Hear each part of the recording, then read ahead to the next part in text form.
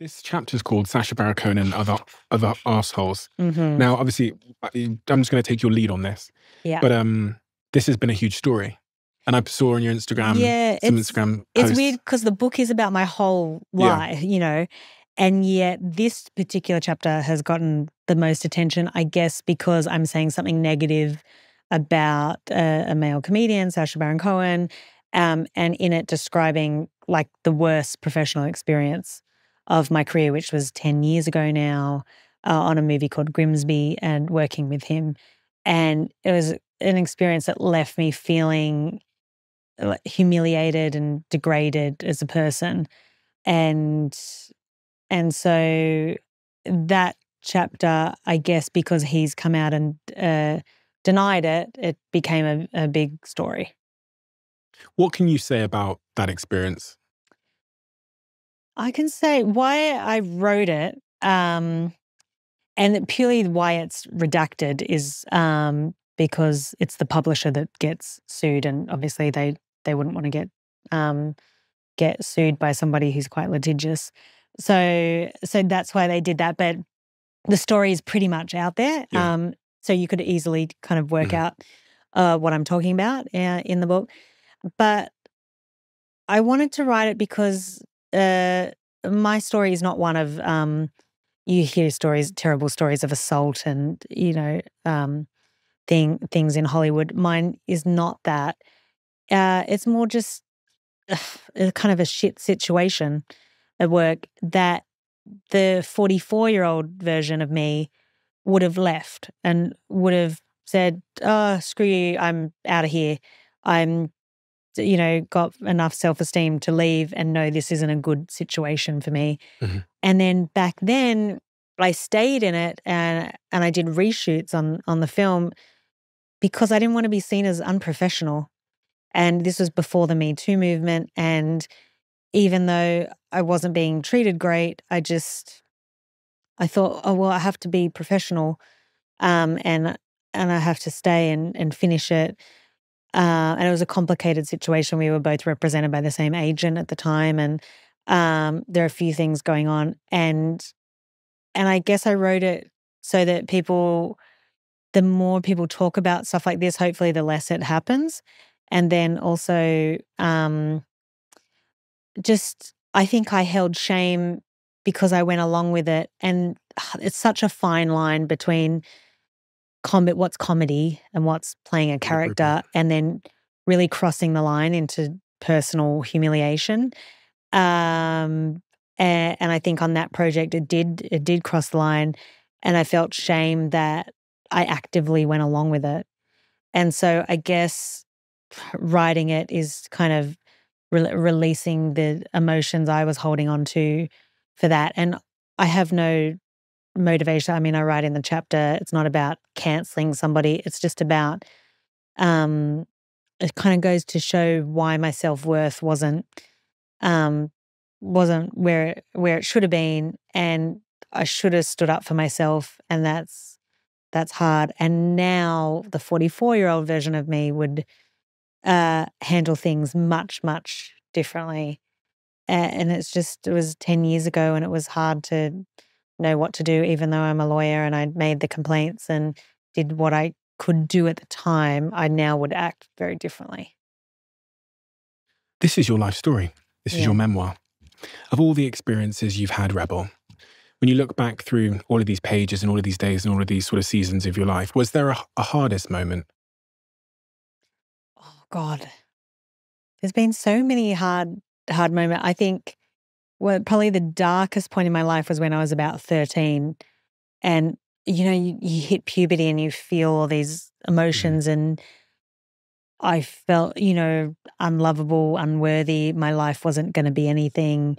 And I was just isolated. We were living out in the bush at that point where we had like snakes come crawling on the back porch and bush rats, and like I was just living, like it just was such a dark time. And that was probably one of the hardest things. What's next for Rebel? What's that? Well, I'm still directing the movie because I've got all the technical elements to do now. So that's a big new challenge, and I've directed this very empowering musical that's very, very joyful and it's hilarious. So I'm very proud of that. And then I think, I don't know, I still have, because that vision was I won an Oscar and I haven't won one. So I'd like to do that. But then, I would just like to be more of a mum who spends that quality time with her family and is that kind of person and not so striving. But I don't know, I always have this thing in me that I'm very driven and working hard, and I've just always had that. But I would like to maybe let go of that. If you were to go back now to that 13-year-old rebel that was going through all of those sort of challenges in her mind, and you could say something to her that would better equip her to, for the next sort of 20 years to come, because there's going to be lots of, young women that are struggling with all the things you described, and young men. Oh, yeah. And I know what it's like to feel invisible, to be so lonely, isolated, to just not feel like you have anything going for you. Like, I was just pretty average. I mean, I was smart. I always had being smart, but like, it's average. No one really looked twice or thought twice about me. And I know what it's like, but it's, if you want to be determined and you want to change your life, like, you can, and you don't have to stay in that situation. Like, you can actively do things to make your life better and to make it more how you want. And I mean, at the time, I just had to tell myself that. There was nobody around to tell me that.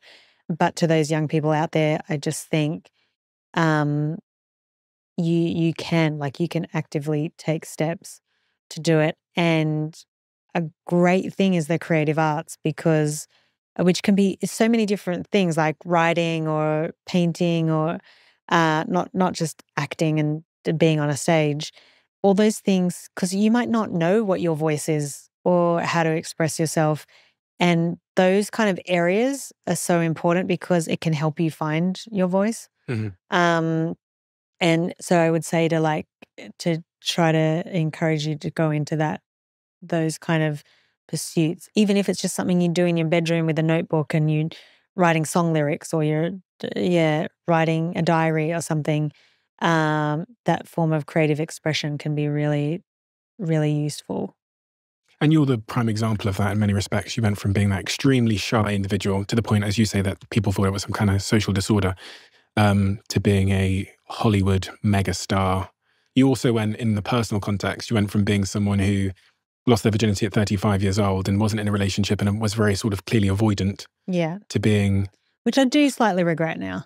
Like, I was like, oh, maybe. But then, I do believe that I wouldn't have the career that I had if I'd focused more on relationships and health before that. There's a lot of people out there that are arriving maybe in their late 30s and that maybe hear that clock ticking. Yeah. And then they reflect on the decisions they've made over the last 20 years and they say, do you know what, actually, I hear the clock ticking and I do want a family. A lot of people also say, I hear the clock ticking, I don't. Some people just don't hear the clock ticking at all. Yeah. But there's a lot of people that are arriving at that age and going, okay, the priorities I had, in hindsight now, maybe I got something wrong here earlier. And it's difficult. And I think that's really what your book does so well, is it's so honest about that sort of internal conversation you had with yourself about, okay, there are changes I need to be made if I want to achieve something else. And I've decided I want something else.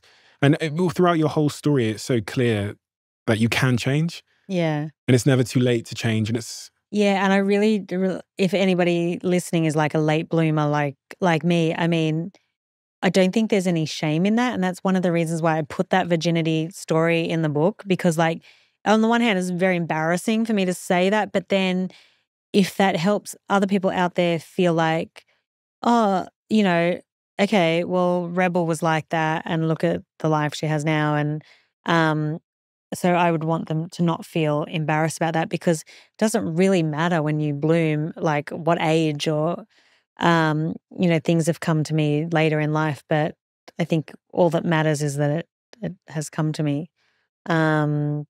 Now, why am I saying the word come so much and talking about virginity? I don't know. But I I'm glad that my life turned out, you know, I didn't get all these awesome things in my 20s. It happened later, and that's okay. If you love the Diary of a CEO brand and you watch this channel, please do me a huge favor. Become part of the 15% of the viewers on this channel that have hit the subscribe button. It helps us tremendously, and the bigger the channel gets, the bigger the guests.